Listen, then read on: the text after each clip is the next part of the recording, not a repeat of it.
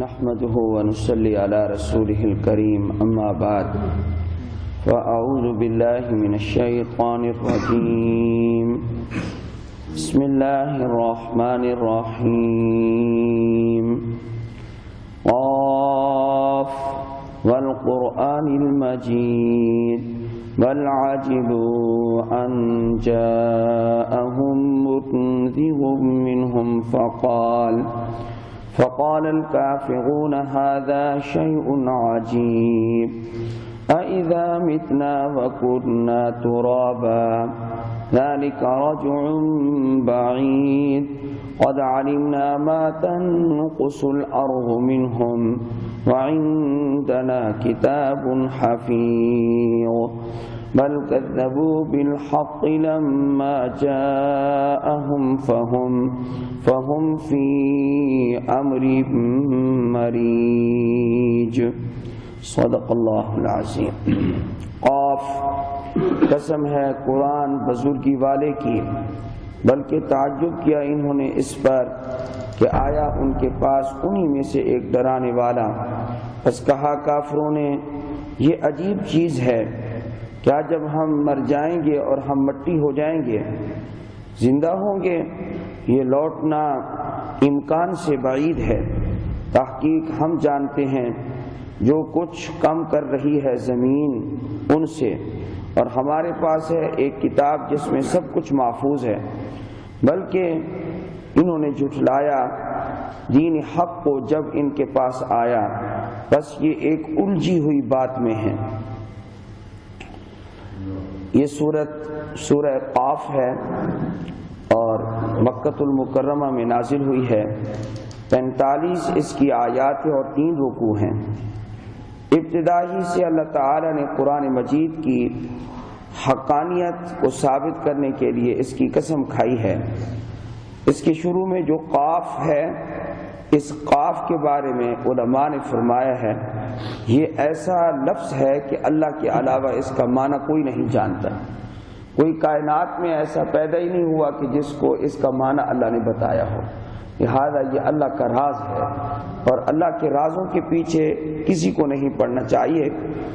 جس طرح کہ ایک آدمی، اسی دور کی بات ہے، زندہ ہے ابھی بھی، نماز جمعہ کے بعد مجھے آ کر ملا، کہتا جی یہ جو حروف مقطعات ہیں ان کے بارے میں آپ کا کیا خیال ہے؟ میں نے کہا اللہ نے ان کا علم کسی کو نہیں دیا۔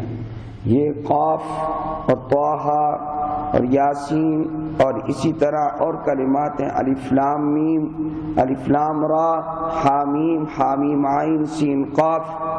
میں نے کہا اللہ کے علاوہ ان کا علم کسی کے پاس نہیں ہے۔ کہنے لگا لیکن اللہ نے مجھے بھی اس کا علم دیا ہے۔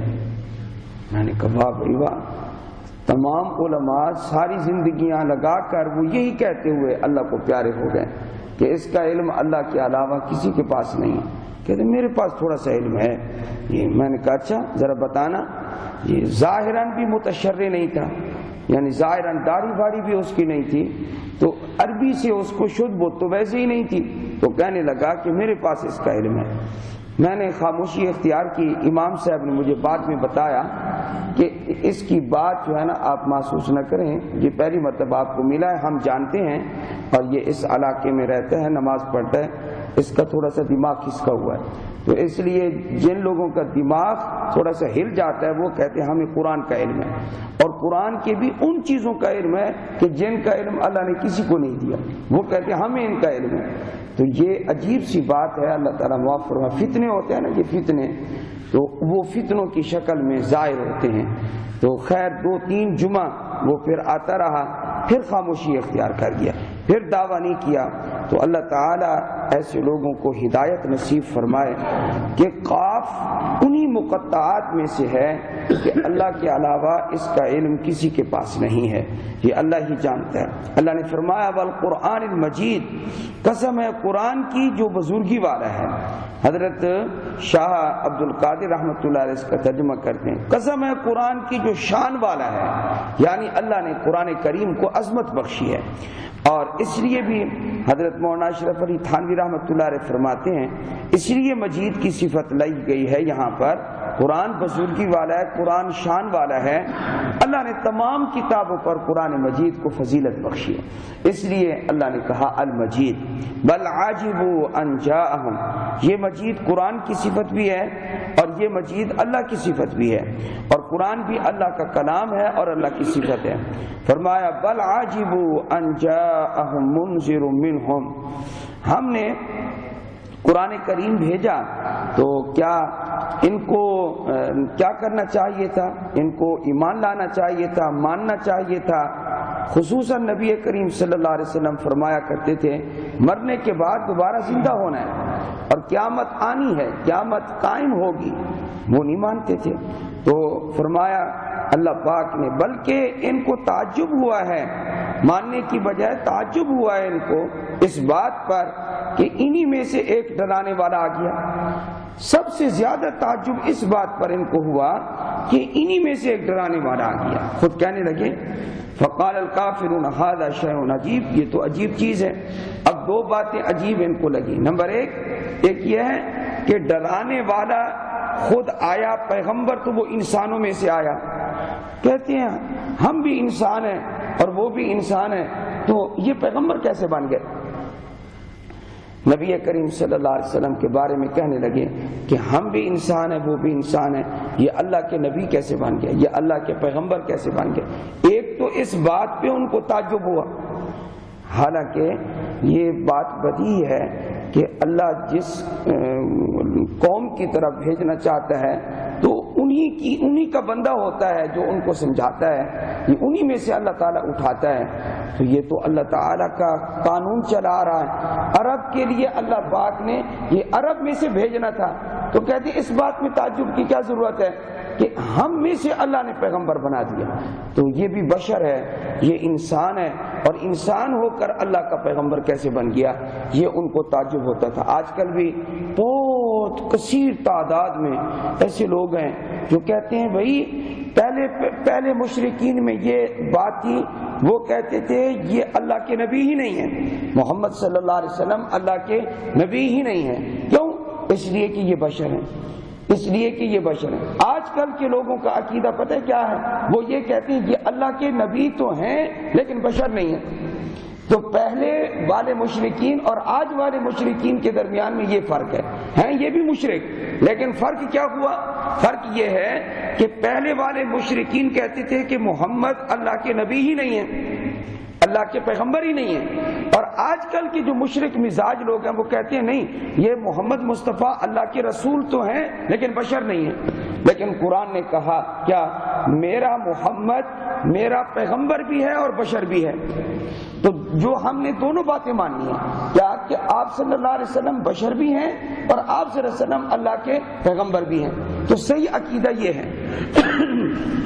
قرآن کریم کا پارہ نمبر 15 پارہ نمبر 16 اس میں اللہ نے واضح کہہ دیا، فرمایا کہ قل سبحان ربی، اے میرے نبی آپ کہہ دیجئے میرا رب پاک ہے، ہل کنت الا بشر الرسولا، میں نہیں ہوں مگر ایک بشر ہوں، اللہ کا رسول ہوں۔ تو قرآن کہتا ہے کہ دونوں باتیں مانو، بشر بھی مانو اور رسول بھی مانو۔ تو میں نے آپ کو مزاج بیان کیا ہے کہ ان مشرکین کا مزاج کیا تھا اور آج کل کے مشرکین کا مزاج کیا ہے، دونوں میں بڑا فرق ہے۔ ہم نے ماننا ہے آپ صلی اللہ علیہ وسلم کو بشر بھی، اور ہم نے ماننا ہے آپ صلی اللہ علیہ وسلم کو اللہ کا رسول بھی، یہ تو دونوں صفتیں آپ صلی اللہ علیہ وسلم کی تسلیم کرنی ہے، ورنہ قرآن کا انکار ہو جائے گا۔ جو کہے بشر نہیں وہ قرآن کا انکار کر رہا ہے۔ قرآن بار بار کہتا ہے کیا منہم انہی میں سے ہم نے اپنا ایک رسول بھیجا ہے، انہی میں سے بھیجا ہے۔ تو وہ مکہ والوں میں سے تھے آپ علیہ الصلوۃ والسلام، ان جاءہم منذر منہم، کہتے ہیں ایک تو بڑے تعجب کی بات ہے کہ بشر ہو کر یہ نبی بن گئے، دوسری یہ ہے کہ جو دعویٰ کرتے ہیں ھذا شیء عجیب، دعویٰ بھی تو عجیب چیز ہے۔ دعویٰ کیا ہے؟ مرنے کے بعد دوبارہ اٹھنا ہے۔ کہتے ہیں کہ یہ دعویٰ بھی عجیب ہے ان کا، مرنے کے بعد دوبارہ اٹھنا ہے۔ اچھا تعجب کیا ہوا؟ وجہ تعجب کیا ہے؟ اذا متنا، کیا جب ہم مر جائیں گے، وَكُنَّا تُرَابًا، مٹی ہو جائیں گے، پھر دوبارہ زندہ ہوں گے، مٹی ہونے کے بعد دوبارہ انسان بنیں گے، یہ سمجھ نہیں آتا، یہ عجیب بات کر رہے ہو اے محمد صلی اللہ علیہ وسلم، ہماری تو عقل میں یہ بات آتی نہیں ہے۔ کہنے لگے ذالک رجع بعید، یہ لوٹنا، دوبارہ انسان بننا مٹی ہو جانے کے بعد، یہ امکان سے بھی بعید ہے، یہ بات ممکن ہی نہیں ہے، ہمیں تو بالکل سمجھ نہیں آتی آپ کی بات۔ حضرت صلی اللہ علیہ وسلم کو کہنے لگے، اللہ جل جلالہ نے اس کا بڑا عجیب جواب دیا، فرمایا یہ بتاؤ کہ یہ جتنے انسان دنیا میں اس وقت پھر رہے ہیں، ان میں صلاحیت زندہ ہونے کی ہے یا نہیں؟ اگر نہیں ہے تو پھر اس وقت کیوں زندہ ہیں یہ؟ اگر ان میں صلاحیت زندہ ہونے کی نہیں ہے تو اس وقت کیوں زندہ ہیں یہ؟ معلوم ہوا کہ موجودہ جو انسان پھر رہے ہیں ان میں زندہ ہونے کی صلاحیت ہے، قابلیت ہے، استعداد ہے تو زندہ ہیں۔ میں اور آپ کیوں زندہ ہیں؟ ہمارے اندر حیات کی صلاحیت موجود ہے، قابلیت موجود ہے، استعداد موجود ہے۔ فرمایا ایک تو موجودہ انسان زندہ ہے، معلوم ہوتا ہے جو اب زندہ ہے وہ بعد میں بھی زندہ ہو سکتی ہے۔ دوسری جو بعید ہونے کی وجہ ہے وہ اور ان کے دماغ میں اڑی ہوئی ہے، وہ یہ کہتے ہیں کہ مٹی جب ہو جائے گا یہ جسم، روح کو تو موت ہے نہیں، روح کو موت نہیں آئے گی، روح جو ہے وہ اپنی جگہ پہ زندہ رہے گی، لیکن یہ جو مٹی میں ہونے والی چیز ہے، بعض کا جسم سلامت رہتا ہے، شہید کا جسم سلامت رہے گا، اسی طرح بعض مؤذنین کا جسم بھی سلامت رہا، اذان دینے والوں کا، یہ تو بعض کا اکثر کا جسم جو ہے ان کو مٹی کھا جاتی ہے۔ جب مٹی کھا جائے گی اور سارے ریزے ریزے ہو جائیں گے، اور ریزہ بھی ایسے کہ جس طرح یہ اس کافر نے ابو جہل نے کہا تھا کہ من یحیی العظام، یہ من یحیی العظام وہی رمیم، یہ میں پرانی ہڈی آپ کے سامنے مسل رہا ہوں، مسل دی آپ کے سامنے، ریزہ ریزہ ہو گئی، ریزہ ریزہ ہو گئی، یہ بتاؤ اے محمد صلی اللہ علیہ وسلم اس کو کون زندہ کرے گا؟ ریزہ ریزہ کر دیا اس نے ابو جہل نے۔ ظاہر ہے یہ تو کہانیاں نہیں ہیں، یہ واقعات ہیں، یہ واقعات ہوئے ہیں، یہ تو اس نے آ کے مسل دی ہڈی۔ حضرت صلی اللہ علیہ وسلم پر اللہ نے آیت نازل کر دی، فرمایا کہ سورہ یاسین میں اور انداز سے جواب ہے، یہاں جو بات ہے یہ انوکھے انداز سے آ رہی ہے، اس کو بعد میں بیان کروں گا۔ فرمایا قل یحییھا الذی انشأھا اول مرہ، آپ اس کو یہ جواب دے دیجئے ان ہڈیوں کو وہی زندہ کرے گا جس نے ان کو پہلی مرتبہ زندہ کیا۔ یہ جواب دے کر ختم کر دیا، بات کو ختم کر دیا۔ اللہ تو ہر چیز پر قادر ہے۔ یہ باتیں اس کو بعید لگتی ہیں کہ جو اللہ کو قادر نہ مانے۔ اب یہاں پر ان کے اس اشکال کو ختم کیا جا رہا ہے کیا کہ یہ تو جسم ریزہ ریزہ ہو جائے گا، اب ریزہ ریزہ ہو جانے کے بعد اس کے ذرات بکھر جائیں گے، مٹی پتہ نہیں کہاں سے کہاں چلی جائے گی، اور مٹی کے اندر ہمارا جسم جب مل جائے گا، اب کسی کا جسم ریزہ ریزہ ہو گیا، اب منتشر اجزاء کو اکٹھا کرنا یہ تو تب ہی ہو جب پتہ ہو کہ کون سا جز کہاں ہے، کس انسان کا کون سا جز جسم کا کہاں ہے، کون سا ذرہ کہاں پڑا ہوا ہے، مٹی میں کہاں ملا ہوا ہے، یہ پتہ ہو تو پھر وہ اکٹھا کرے نا۔ یہ تو بہت مشکل بات ہے، یہ نہیں ہو سکتا اے محمد صلی اللہ علیہ وسلم۔ اللہ تعالیٰ نے آیت نازل کر دی، اس کا ترجمہ دیکھیں، جواب آپ کو سمجھ لیں گے۔ قد علمنا ما تنقص الارض منہم، تم تو اجزاء کے بارے میں کہتے ہو، ہم جانتے ہیں، اللہ فرماتے ہیں بے شک ہم جانتے ہیں ما تنقص الارض، ان اجزاء کو کہ جو اجزاء ان کے اجزاء زمین کم کرتی ہے، جی زمین کھا جاتی ہے، فرمایا ان اجزاء کو ہم جانتے ہیں، انسان کا کون سا جز کہاں پڑا ہوا ہے اس کا علم ہمیں ہے۔ اللہ نے فرمایا جب ہم جانتے ہیں کہ اجزاء کہاں ہیں، حتیٰ کہ اگر قبر کی وہ مٹی یہ نمایاں بھی ہو جائے اور اس کو ہوا کی زور کے ساتھ بکھیر دے اور کہیں سے کہیں مٹی چلی جائے، اجزاء بھی انسان کے اس کے اندر شامل ہو، فرمایا قیامت کے دن ہم دوبارہ انسان کے اجزاء کو اکٹھا کر کے دوبارہ انسان بنا دیں گے۔ تو یہ تو اس وقت بعید ہو کہ جب اللہ کے علم میں نہ ہو کہ ذرات کہاں ہیں. اللہ تعالیٰ کو تو ہر ذرے کا پتہ ہے. تو فرمایا زمین جو کچھ کھاتی ہے ہمیں اس کا علم ہے. یہ قد علمنا ما تنقص الارض منہم. ساتھ یہ بھی فرما دیا ہمارا علم حادث نہیں ہے, ہمارا علم نیا نہیں ہے. جی کہتے ہیں نا تازہ علم. تازہ علم تو اس کو ہے جو پہلے جاہل ہو. تازہ علم اسے آتا ہے جو پہلے جاہل ہو, جو پہلے جس کو معلوم نہ ہو. اللہ فرماتے ہیں میں نے تمہیں ابھی پیدا ہی نہیں کیا تھا, ابھی تمہارا وجود بھی دنیا میں نہیں آیا تھا. اس سے پہلے میں جانتا تھا کہ تم مرو گے, فلاں جگہ تمہیں دفن کیا جائے گا, اور تمہارے جسم کے ذرات ہوں گے وہ مٹی کے فلاں ذرے کے ساتھ وہ مل جائیں گے.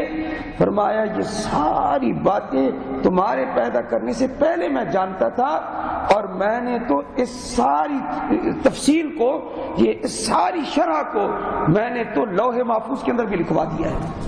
تو اللہ فرماتے ہیں تمہیں پیدا کرنے سے پہلے ہمیں پتہ ہے کہاں تم نے دفن ہونا ہے, اور کب تمہارے ریزے ہونے ہیں, اور کب جو ہے یہ مٹی جو ہے تمہیں کھائے گی, اور پھر جو ہے مٹی کے ساتھ تمہارے اجزاء مل جائیں گے. تمہارے پیدا کرنے سے پہلے ہم جانتے بھی تھے, اور لوح محفوظ میں بھی ہم نے لکھ دیا ہے. وَعِندَنَا كِتَابٌ حَفِيظٌ. ہمارے پاس ایک کتاب ہے لوح محفوظ حفیظ, اس میں سب کچھ ہم نے یہ محفوظ کر کے لکھ دیا ہے. تو اللہ تعالیٰ فرماتے ہیں ہمارا علم کوئی نیا علم نہیں ہے.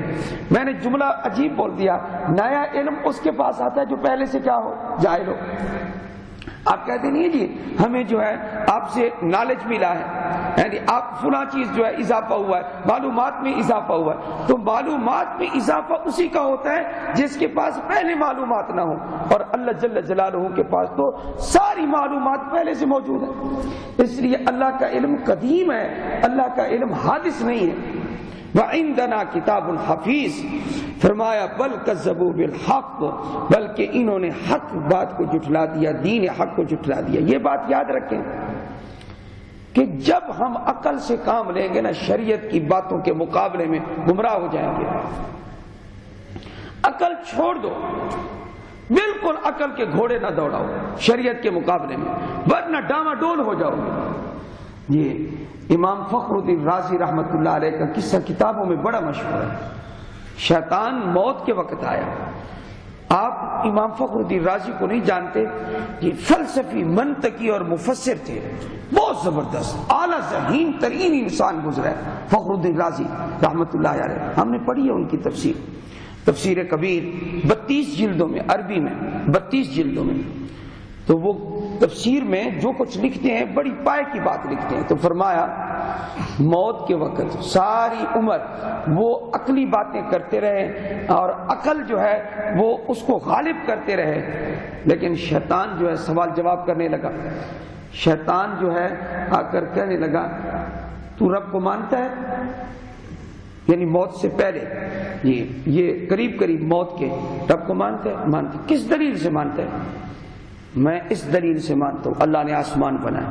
شیطان نے اس دلیل کو توڑ دیا, زمین بنائی, اس شیطان نے پھر شک ڈال دیا, ایک ایک چیز میں شک ڈالتا گیا شیطان. بالآخر اللہ نے ان کی رہنمائی فرمائی, اللہ تعالی نے ان کے دل میں بات ڈالی. شیطان سے بچنے کا ایک ہی طریقہ ہے, عقل سے نہیں بچ سکتے تم لوگ. کیا؟ شیطان کو کہہ دو, دل میں بات اللہ نے ڈالی کیا کہ میں نے اپنے رب کو کسی دلیل کے بغیر ہی مان لیا, بغیر کسی دلیل کے میں رب کو مانتا ہوں. عقل دوڑانے کی ضرورت کیا ہے؟ ہماری چھوٹی سی عقل, چھوٹا سا دماغ ہے جی, جو کچھ قرآن کہتا ہے وہ سچ ہے, برحق ہے, سینہ صاف ہو. تو فرمایا ان لوگوں نے بل کذبوا بالحق, انہوں نے حق کو جھٹلایا جب آیا ان کے پاس. فہم فی امر مریج, یہ لوگ یہ ایک الجھی ہوئی بات میں ہیں, کبھی جھٹلاتے ہیں کبھی تعجب کرتے ہیں, کبھی جھٹلاتے ہیں کبھی تعجب کرتے ہیں, ہر وقت الجھی ہوئی کیفیت میں رہتے ہیں. تو یہ الجھنا, یہ شک کرنا, یہ اس کیفیت میں آدمی کب تک رہتا ہے؟ جب تک آدمی عقل دوڑاتا رہتا ہے. اور جب صاف کہہ دے کیا 5 نمازیں اللہ نے کیوں فرض کی ہیں؟ تمہیں کیا ضرورت ہے 5 نمازیں کیوں فرض کی؟ 6 کیوں نہیں فرض کی؟ 7 کیوں نہیں فرض کی؟ ہم عقل دوڑاتے ہی نہیں ہیں. کیوں؟ ہمارے رب نے کہہ دیا، رسول اکرم صلی اللہ علیہ وسلم نے فرما دیا، اس لیے ہم کہتے ہیں 5 نمازیں فرض ہیں، 6 فرض ہی نہیں ہیں. عقل دوڑانے کی ضرورت ہی کیا ہے؟ یعنی جب آدمی عقل دوڑاتا ہے شریعت کے مقابلے میں، پھر شیطان کو موقع ملتا ہے میں اس کے پاؤں کو پھسلا دوں. اس لیے ایک بزرگ فرمایا کرتے تھے، بڑے عالم تھے زبردست، وہ کہنے لگے اے اللہ جب مجھے موت آئے نا، جب مجھے موت آئے تو نیشا پور کی، نیشا پور ایک علاقہ ہے، نیشا پور، امام مسلم رحمۃ اللہ علیہ نیشا پوری ہیں، تو فرمایا اے اللہ جب میری موت آئے تو نیشا پور کی عجائز جو بوڑھی عورتیں ہیں، جو بوڑھی عورتیں ہیں جو کوئی عقل نہیں دوڑاتی اور کہتی ہیں اللہ ہے، قرآن سچ ہے، رسول سچ ہیں، اور ہمارا نبی برحق ہے، کتابیں جتنی اللہ نے نازل کی ساری حق ہیں، قیامت قائم ہوگی، اور اللہ کے فرائض کو مانتی ہیں، ان کو دلیل شریل کوئی نہیں آتی، تو ان کا دل دلائل کے چکر میں نہیں پڑتا بلکہ ان چیزوں کو ہر وقت ذہن میں مستحضر رکھتی ہیں. تو کہا اے اللہ جب مجھے موت آئے تو نیشا پور کی جو بوڑھی عورتیں ہیں ان کے ایمان پر مجھے موت نصیب فرمانا. تو یہ میں نے بڑی اونچی بات آپ کے سامنے کہہ دی ہے کہ عقل شریعت کے مقابلے میں عقل نہ دوڑائیں. یہ اللہ تعالی ہمیں ماننے کی توفیق عطا فرمائے.